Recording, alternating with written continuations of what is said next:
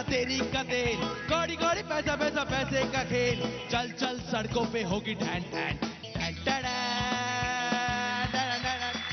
लुनास वॉकमेट खूपते इथे गुप्तेमध्ये मी अवधूत गुप्ते तुम्हा सर्वांचं खूप खूप स्वागत करतो. लहानपण देगा देवा मुंगी साखरेचा रवा असं जरी तुकारामांनी स्वतः लिहून ठेवलेलं असलं तरी प्रत्येक मोठ्या माणसाला आपल्यातलं लहान मूल जपायला जमतच अशातला भाग नाही. आणि प्रत्येक लहान मुलामधले मोठे विचार हे जनसामान्यांपर्यंत पोचवायला जमतच अशातला भाग नाही. पण ह्या दोन्ही गोष्टी अतिशय चांगल्या प्रकारे करणारी अशी दोन माणसं आज आपल्याकडे येणार आहेत. कोण असणार आहेत ती कळणार आहे, पण त्याआधी बघूया गुप्ते का फांडा. एक पुणेरी किस्सा आहे. एक मुलगा कर्वे रोडवरनं एकदम स्पीड मध्ये बाईक चालवत होता. बाजूलाच एक दुसरा माणूस उभा होता. त्यांनी त्या मुलाला हाक मारली, काय कर्वे काय म्हणताय. तो मुलगा म्हणाला, ओ माझं नाव कर्वे नाही आहे. मग काय बापाचा रस्ता असल्यासारखी गाडी कशाला चालवतोस. बायको नवऱ्याला विचारते, अहो तुम्हाला माहितीये नवरा बायकोंना म्हणे स्वर्गात एकत्र राहायला देत नाहीत, हे खरं आहे का. नवरा म्हणतो, हो खरं आहे. का का असं का. अगं त्यांना एकत्र राहायला देत नाहीत म्हणून तर त्याला स्वर्ग म्हणतात. तर हा होता आजचा आपला गुप्ते का फंडा. आणि आता जोरदार टाळ्यांच्या गजरामध्ये स्वागत करूया अनिल अवचट आणि अमोल गुप्ते. देखो इन्हें ये है आंसू की बूंदें, पत्तों की गोद में आसमां से कूदे, अंगड़ाई ले फिर करवट बदल कर, नाजुक से मोती हंस दे फिसल कर, खो न जाए ये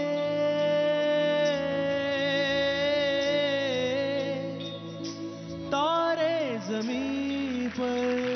लुनास वॉकमेट खूपते तिथे गुप्तेमध्ये तुम्हा सर्वांचं आणि तुम्हा दोघांचं खूप खूप स्वागत. तारे जमीपेमधील निकुंभ सर म्हणजेच तुम्ही असं आम्हाला सांगितलं गेलं, हे खरं आहे कितपत खरं आहे. निकुंभ सर मी कसं मी नाही. निकुंभ सर म्हणजे निकुंभ सर. निकुंभ सर म्हणजे RS निकुंभ माझे शिक्षक. अच्छा. आर्ट मास्टर आणि नंतर माझ्या शाळेचे प्रिन्सिपल. निकुंभ सर म्हणजे एक अजीबच व्यक्ती जी मला 8वीत लाभली. हंसराज मोरारजी पब्लिक स्कूल इथे मी जेव्हा प्रवेश घेतला तेव्हा. निकुंभ सर म्हणजे फ्री माणूस. टेम्पररी टीचर जसं म्हणतो ना आपण, की एक टेम्पररीनेसच्या स्वभावात जी असते ना, इन्स्टिंक्ट एवढं स्ट्रॉंग होतं माणसाचं. आणि परुळेकर सरांबरोबर त्यांना बँड्रा स्कूल ऑफ आर्ट स्थापित केलं. एवढी मोठी व्यक्ती एका लहानशा शाळेत आर्ट टीचरची नोकरी करतोय आणि मुलांना काय देतोय, म्हणजे रंग देतोय, बाटिक देतोय, वॉलच्या वॉल पेंटिंग्स देतोय. इतकी आर्टची जद्दोजहद आमच्या शाळेत व्हायची की 10वी नंतर जेव्हा मी सरांना सांगितलं की मी जाऊ का आता JJला, तर सर म्हणाले, वेडा आहेस का, झालं तुझं. तुझा संपूर्ण कोर्स संपला 10वीत, आता एखादा नवा विषय शिक. म्हणून मी कॉमर्सकडे वळलो, नाही तर मी चाललेलो JJला. कारण ते म्हणाले तू तयार आहेस बेटा. असे निकुंभ सर म्हणजे तो मी नाही. मग तो मुलगा ज्याला डिस्लेक्सिया असतो ते तर तुम्ही नाही. तोही नाही मी. कारण ॲज मेमरी सर्व्स मी कधी पहिला रँक कधी लूज नाही केला. पहिलीत आलेलो पहिला आणि मग ते वजन थेट 10वी पर्यंत नेलं.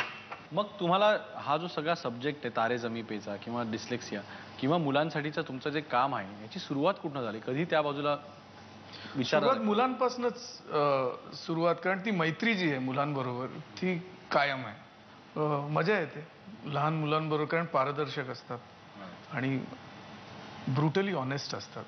जर तुम्ही काही रॉंग बोललात तर तुम्हाला लगेच आरसा दिसतो, दाखवतात.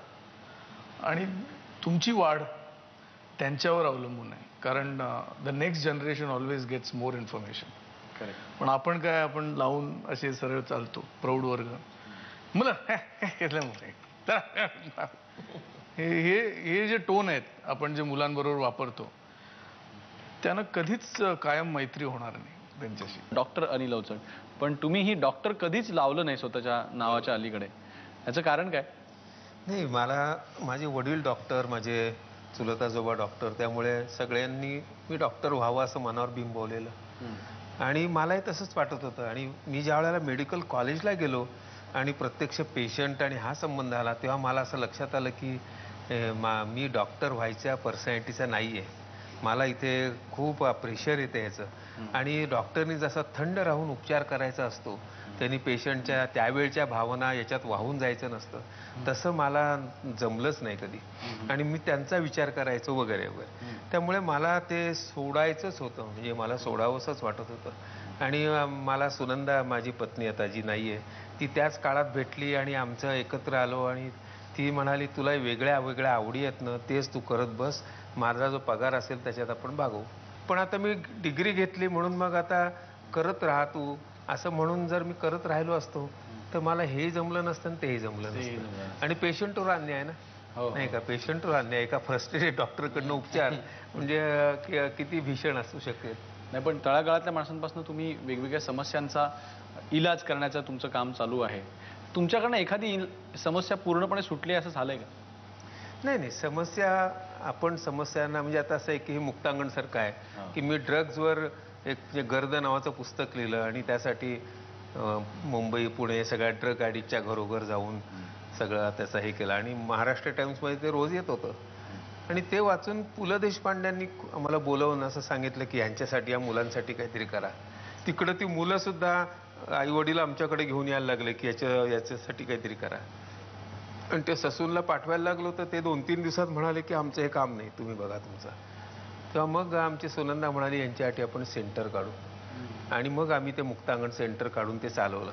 म्हणजे मी लेख लिहिले, त्याचं पुस्तक झालं, त्याच्यावरनं पु ल देशपांडेंनी आम्हाला एक असं देणगी देऊ केली, प्रेरणा दिली आणि ते काम झालं. आता काम म्हणजे किती, तर देशातलं एक सर्वोत्कृष्ट केंद्र म्हणून आम्हाला केंद्र सरकारने किताब दिला आहे. नंतर आमचा संबंध एक सगळ्या भारतभर सगळीकडनं आमच्याकडं पेशंट येतात, जे आता 150 ॲट अ टाइम पेशंट आम्ही ॲडमिट करतो. आत्तापर्यंत 18,000 पेशंट आमचे उपचार घेऊन गेलेले आहेत. त्याच्यापैकी 12,000 त्याच्यातनं सुटका झालेली आहे. आणि हे जगातलं सर्वोत्कृष्ट हे पर्सेंटेज आहे बरं होण्याचं.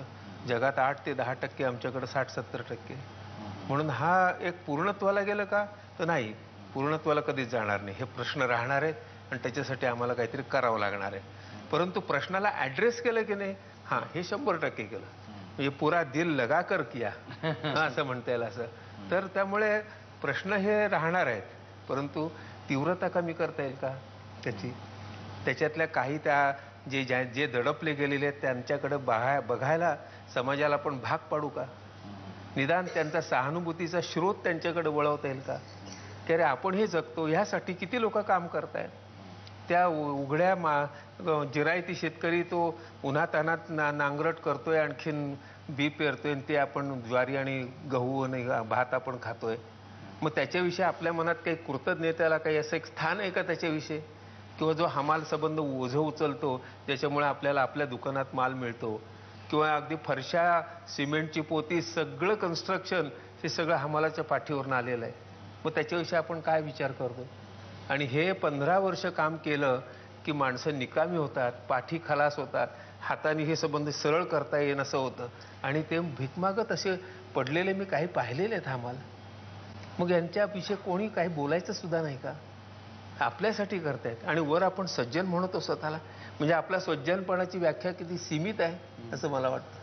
म्हणून ह्या लोकांच्याकडे लक्ष वेधणं हे काम मला करावंसं वाटलं. आणि जे समाजातले जे संवेदनशील माणसं आहेत त्यांचं लक्ष नक्की गेलं असेल असं मला वाटतं. स्वतःच्या कामाची इतकी छोट्या वेळामध्ये जी ओळख करून दिली, त्याच्यानी किती मोठं काम आहे ह्याची तुम्हाला कल्पना आली असेल. मला वाटतं, असं वाटतं एकदा जोरदार टाळ्या झाल्या पाहिजेत. ह्या टाळ्या जर त्या गरिबांपर्यंत पोहोचल्या तर त्यांना फार जगायला उत्साही. यांनी एवढं मोठं जे काम दोघांनी मिळून केलेलं आहे त्याची माहिती ह्या कार्यक्रमाच्या आधारे तुमच्यापर्यंत पोहोचवण्याचा मी प्रयत्न करणार आहे.